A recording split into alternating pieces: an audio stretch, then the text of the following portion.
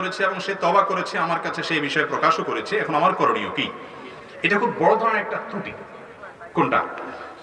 বিয়ের পর আজকাল বিশেষ করে ইয়াংদের মধ্যে এটা দেখা যাচ্ছে।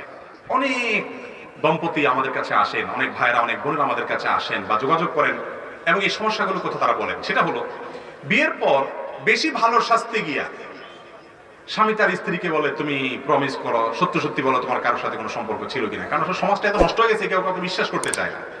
আবার স্ত্রীও স্বামীকে বলে, তুমি সত্যি সত্যি বলো ফেসবুকে কারোর সাথে কোনো ইটিস মিটিস করছো কিনা, কোনো উল্টাপাল্টা কিছু করছো কিনা। এই যে কথা বলা বলি, তখন ভালোবাসার জোয়ারের চোটে, মহব্বতের চোটে বলে ফেলে, হ্যাঁ দেখো তোমার সাথে আমি কিভাবে মিথ্যা কথা বলতে পারি, একটা ছেলের সাথে আমার একটা ডেটিং হয়েছিল, আমি খুবই লজ্জিত, আমি আল্লাহর কাছে তওবা করছি, তোমার কাছেও মাপ চাই, আমি ফিরে আসছি।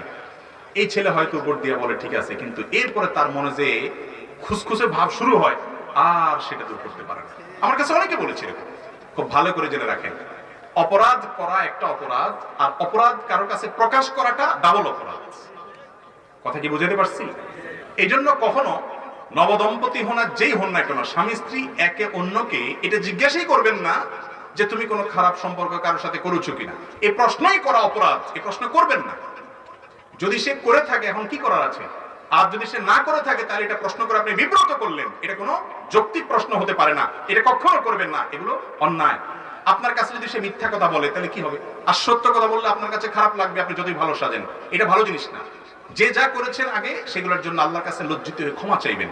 স্বামীর কাছে বা স্ত্রীর কাছে বেশি ভালো সাজতে গিয়া নিজের সব গুদুর বলে দিবেন, এরপরে অশান্তি শুরু হবে, সেটা কখনো যৌক্তিক হতে পারে না। এখন কথা হলো, কোন আল্লাহর বান্দা বা বান্দা যদি বলে ফেলে থাকেন, তার জীবন সঙ্গী যিনি আছেন তার উচিত হলো তাকে ক্ষমা করে দেওয়া। কেউ যদি তওবা করে আসে, তার জীবনের ভুলকে স্বীকার করে, তাকে ক্ষমা করার মতো মানসিকতা আমাদের থাকা উচিত।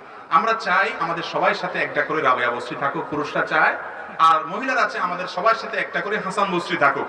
আর আমরা নিজেরা ফেসবুকে, মেসেঞ্জারে, বিভিন্ন জায়গায় যত রকমের বদমাইশি আছে সব ওপেন রাখবো। লুকায় লুকায় ফেসবুকে অন্য মেয়েদের ছবি দেখবো, ভিডিও দেখবো, বিভিন্ন ফিল্মের আপনার ক্লিপ দেখবো, বিলবোর্ড দেখবো।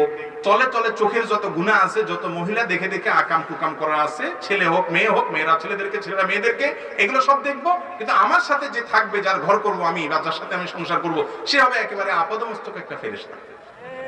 এটা না আমাদের চাহিদা আজকাল। আপনি নিজে অপকর্ম করে এরকম আশা করেন কিভাবে? আবার এটা মনে করেন না যে আমি যেহেতু নিজেও খারাপ, তাহলে বেচা আমার সাথে যেটা আছে ওইটা নিশ্চয়ই খারাপই হবে। এরকম সহজ আপনার সমীকরণ করবেন না। আল্লাহ অনেক খারাপ মানুষকে অনেক ভালো মানুষ দেয় কি দেয় না? যেমন ফেরাউন খারাপ ছিল না ভালো ছিল?